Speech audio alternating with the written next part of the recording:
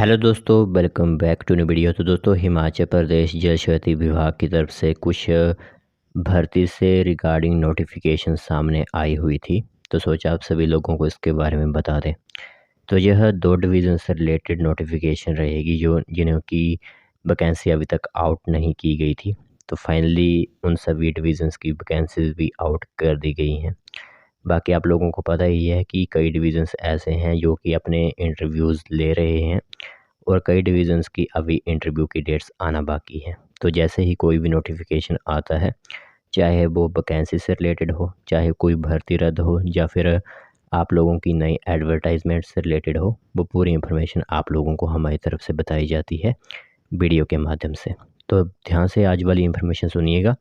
जिन भी कैंडिडेट्स ने फॉर्म भरने हैं, जो आज डिवीज़न में बताऊंगा, तो वो सिंपली अपने फॉर्म जो होते हैं वो भर सकते हैं। तो चलिए फिर जो भी लेटेस्ट नोटिफिकेशन आईपीएच डिपार्टमेंट की तरफ से आउट हुई है वो हम आप लोगों को बताते हैं। तो दोस्तों, देख सकते हो नोटिफिकेशन आप सभी लोगों की मोबाइल स्क्रीन पर इस टाइम दिख रही होगी। तो जैसे कि मैंने आप लोगों से कहा हुआ है कि 2 नोटिफिकेशन रहेंगी, तो एक एक करके जो है वो मैं आप लोगों को यहाँ पर डिवीज़न क्लियर करता जाऊँगा, ठीक है। तो एडवर्टाइजमेंट और अपॉइंटमेंट नोटिस रहेगा आप लोगों के लिए। तो जो हमारा पहला डिवीज़न है वो रहेगा जल शक्ति डिवीज़न ज्वालामुखी, ठीक है। ज्वालामुखी डिवीज़न की रिक्रूटमेंट आउट कर दी गई है। एक बार फिर से जो है वो रिक्रूटमेंट आउट की गई है।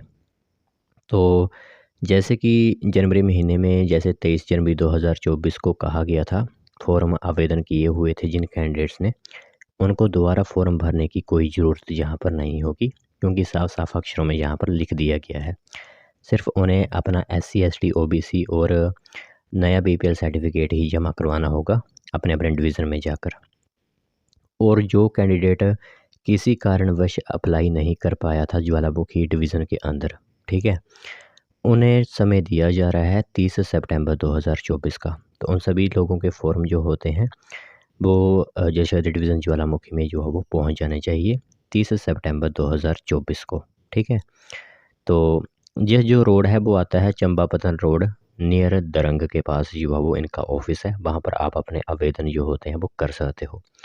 जहाँ पर पैरा पंप ऑपरेटर की 8 वैकेंसीज़ होंगी, फीडर की 4 और मल्टीपर्पज़ वर्कर की कुल मिलाकर 29 वैकेंसीज़ रहने वाली हैं।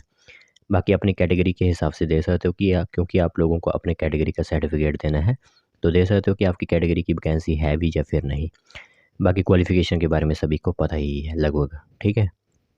तो अब जो अ, नए कैंडिडेट्स अप्लाई करेंगे वो इन सभी सर्टिफिकेट्स को ज़रूर लेकर जाएँ और इनकी फ़ोटोकॉपीज़ आप लोगों को ज़रूर लेकर जानी है। बाकी जो फ़ॉर्म होता है वो आप लोगों को डिवीज़न में या फिर कहीं साइबर कैफ़े में जो हो मिल जाता है, ठीक है। और चलिए अब दूसरे डिवीज़न को हम आप लोगों को बताते हैं कि दूसरा डिवीज़न कौन-सा रहेगा जिसकी नोटिफ़िकेशन आउट हुई है। तो वो डिवीज़न रहेगा हमारा जल शक्ति डिवीज़न थुनाग, ठीक है। थुनाग डिवीज़न की भी एडवर्टाइजमेंट स्पेशली आउट कर दी गई है और यहाँ पर भी साफ़ ही अक्षरों में लिख दिया गया है कि जिन भी कैंडिडेट्स ने पहले से ही थुनाग डिवीज़न के अंदर अप्लाई किया हुआ है, उन्हें अप्लाई करने की कोई भी ज़रूरत नहीं होगी, ठीक है।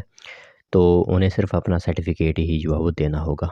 और अगर बात करें कि जो थुनाग डिवीज़न के अंदर नए कैंडिडेट्स अप्लाई करेंगे, तो उनके लिए जो समय रखा गया है वो रहेगा 4 अक्टूबर 2024। तो 4 अक्टूबर 2024 तक उन सभी के फॉर्म एग्जीक्यूटिव इंजीनियर जल शक्ति डिवीज़न थुनाग के ऑफिस में जो है वो पहुँच जाने चाहिए। तो यहाँ पर पैरा पंप ऑपरेटर की जो वैकेंसीज़ है वो रहेंगी कुल मिलाकर 10 वैकेंसीज़, ठीक है। फीडर की सिर्फ 2 ही वैकेंसीज़ हैं, वो भी अनरिज़र्व्ड कैटेगरी के लिए आई हुई हैं। और मल्टीपर्पज़ वर्कर की यहाँ पर कुछ वैकेंसी ज़रूर हैं। हालाँकि यहाँ पर टोटल जो है वो नहीं दिया गया है, लेकिन कैटेगरी वाइज़ दे सकते हो। 8 अनरिज़र्व्ड की 2, एससी की, ओबीसी की 2, ईडब्ल्यूएस की 1 और टोटल मिलाकर 13 वैकेंसी यहाँ पर हो जाती हैं मल्टीपर्पज़ वर्कर की। तो 4 अक्टूबर तक का समय है थुनाग डिवीज़न के कैंडिडेट्स के लिए। जो भी इंटरेस्टेड कैंडिडेट्स थुनाग डिवीज़न और ज्वालामुखी डिवीज़न के अंदर आते हैं, वो सिंपली जो है आवेदन कर सकते हैं।